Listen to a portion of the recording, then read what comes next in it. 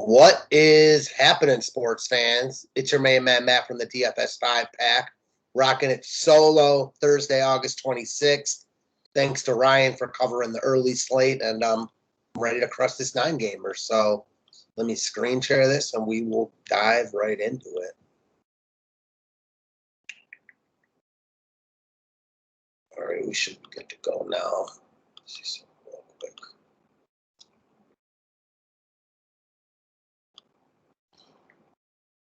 All righty. So as far as pitching options go, got pretty good slate as far as arms go. Starting at the top, Max Scherzer. Not the easiest spot in the world, but facing a Padres team, they just played 16 innings last night. Dodgers used their bullpen. Scherzer's going to get a full workload here, a full leash. Obviously, it's Max Scherzer. He's the top option in all formats as far as I'm concerned, and it's really not close. I think Sale is obviously the guy right behind him. In a pretty good spot at home against the Twins. He's been solid since his return. Hadn't pitched in a long time. They're obviously not going to push him. Only 71 pitches last time out. Him in a 6-0 game against Texas. So I much prefer Scherzer, but Sale is the next best option for sure. After that, we got Yu Darvish, who I'm not overly interested in. The thing about Darvish that, just like Scherzer, the Padres and Dodgers both played long games last night, getting a tighter Dodgers team, maybe a little bit of a weaker lineup. Padres probably used a ton of their bullpens, so Darvish is going to also have a full leash. I don't love it. The spot doesn't call. Facing the Dodgers, you're never going to love a guy facing the Dodgers, but I don't think Darvish is crazy here. I'll say that. Eflin, no thanks. He only threw 2 innings in his last rehab outing, and he's not worth that $9,300 tag. Alex Wood, he's been a lot better at home. I don't hate Wood here, but I don't really want to spend $8,700 on him. Corbin, no thanks. Tyon, Tyon's in pretty good form right now. I don't hate Tyon here. Again, not excited about it, but I don't hate it. Alicia Hernandez is a guy I'm definitely interested in. I think he's pretty good. Got into some trouble last time out against the Reds. Wasn't great before that against the Cubs, but he looked really good in Pittsburgh to start before that. And at this price point against a weak Washington lineup, he's high on my short list for sure. Carrasco pitched better last time out. They're still not, stressing him. He's not going to go 100 pitches or anything like that. So I like Hernandez much more in this price range. Caprillion, he's kind of like Tyon to me. Like both the pitchers in this game, I think, are in play, but I can also see both of them getting hit because both the Yankees and the A's have awesome lineups. That's all it is. Kikuchi is getting quite a bit of love, and I get it. He's finally at a cheap price point. He hasn't pitched well, though, so he got rolled last time against Houston. I was on the Astros stack. Wasn't very good the time before that against Toronto. Was pretty good against the Yankees in the start before that. I get why he's getting love at this price point. Like, he's cheap, facing a weak Royals team. I don't really like him, though. Like, give me Hernandez all day over him. If I'm making a lineup now, I think it's Hernandez and Scherzer. Another guy, I'm a big Gallen fan. I was on him in that Colorado start. So, man, this is a tough one because he's been so up and down. I think this is a classic. I could get on board with Gallen. I could also get on board with Phillies stack. Both have upside here. Mikolas, he pitched pretty well in his return last time out. I don't love him, but I think you could do worse at that price point for sure. Henches, nah. Keller, no. Lyles, I don't think. I'm not buying Lyles to sell him. We know that he's going to do this sometimes, have good starts, but I don't think he's crazy either at 6K because you know that he's a fully stretched out starting pitcher. So that's really all it is.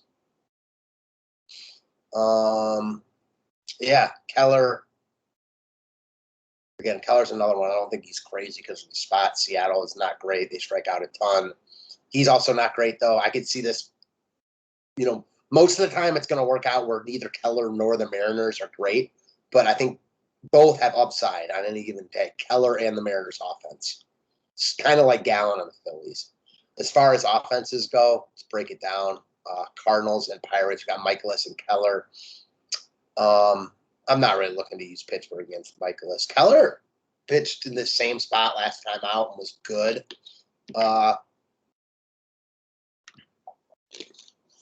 I mean, we've seen Keller. He has good stuff, but he also can really struggle. I think the Cardinals stack is surely in play. They're getting love, and deservedly so. I think every other team outside of Boston is much lower owned. So I could see planting your flag on St. Louis. They're not the most exciting offense in the world, but they got some good guys. Arenado, Goldschmidt had a monster game yesterday. Tommy Edman, nice win for them late. So I could see, not I could see. They're getting love, but even in tournaments, I could see, fading Boston and stacking the Cardinals here. Arizona and the Phillies, both sides I'm interested in. Philly, I respect Gallen a lot, but he can pitch himself into trouble. Arizona's got a really shitty bullpen. The usual suspects. Bryce Harper will probably be lower owned. Really expensive, $6,400 price tag, hard to get to him. I like him a lot. Ketel Marte, I like a lot. I like both offenses in this game. Zach Eflin is far from a guy I'm scared to pick on, and their bullpen is not very good. So both offenses in play. I think we see runs in this game. Corbin and Hernandez. So I like Hernandez quite a bit. He's one of my favorite pitchers on the slate, so I'm not interested in the Nationals. If you like Lane Thomas, leading off at 2K or 2,200, Juan Soto's always amazing. Do your thing, but I'm more on the Hernandez side. I could see using some Marlins, though, like Brian Anderson, big game last night. No issue going back here. 3 walks, big buying signs. I think he looks like a really nice cheap one-off, or a cheap piece of the stack if you want to spend up on like Scherzer and Sale. So we'll have to wait and see what their lineup looks like, but they're really cheap all over. I get to getting there in tournaments. Mets and Giants. So we've got Alex Wood against Carrasco.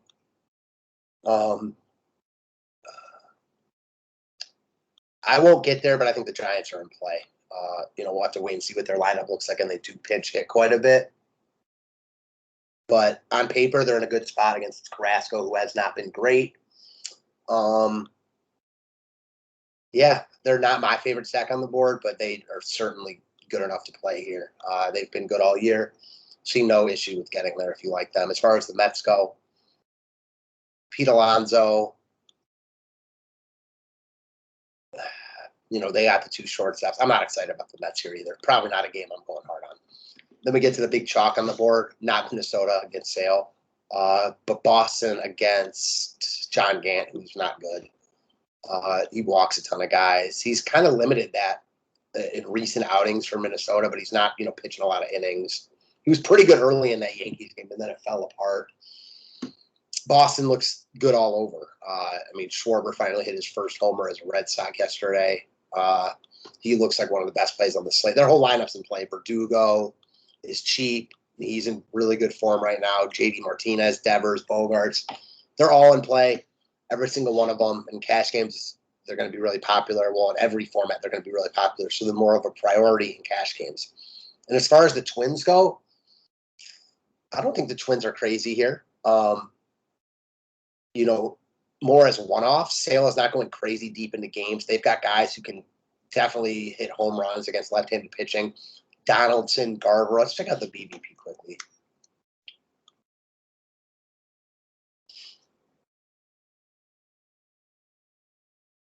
So Donaldson's 10 of 33 with 5 bombs off Chris Sale. Chris Sale coming in as chalk. I like the idea of one-offing Donaldson at 3,300. Homered late last night. Homers in 3 out of his past 4, including 2 in a row. Yeah, I like him here. Rangers and Indians. So looks like the Indians are getting quite a bit of love here. Texas is also. This is a classic. 2 not great pitchers against 2 not great offenses. I get it. The Indian side, surely. Jose Ramirez is one of the best plays on the slate. He's a tough fade. Framel Reyes looks like he's in a great spot. He's in much better form recently. Ahmed Rosario's been good. I get the Indians. Miles Straw's been really good leading off for the Indians. They're probably going to be a little bit overowned for my liking, though, so not where I'm going to go. And then the Rangers, the same thing. I mean, they're really cheap. Ballpark upgrade for them, but they don't excite me here. So probably not where I'm going to plant my flag personally. Dodgers and Padres. We just saw this game last night go still playing. You might think it's still playing. So expect to see some weaker lineups. Not interested in the Padres against Scherzer, but I could see going to the Dodgers. You know, they've got the momentum, won this game. The Padres are free falling a bit. Darvish is obviously not as good as Scherzer. So the Dodgers are in play for me as a stack. Doesn't seem like there's any offenses that really stand out hardcore besides Boston, and in tournaments I don't really want to use chalky Boston.